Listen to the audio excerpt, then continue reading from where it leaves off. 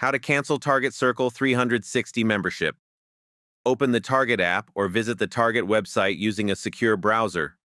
Sign into your Target account using your registered email and password.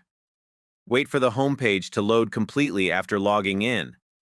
Go to your account profile section from the menu. Look for the area that shows memberships or subscriptions. Find the Target Circle 360 membership listed in your account. Tap or click on the Target Circle 360 membership details. Review the membership information and renewal date carefully. Scroll down until you see the option related to managing the membership. Select the option to cancel or turn off auto renewal. Confirm your choice when the cancellation confirmation screen appears. Check for a confirmation message showing the membership will not renew. Save or remember the cancellation confirmation for future reference. Continue using the benefits until the current paid period officially ends. Thank you for watching.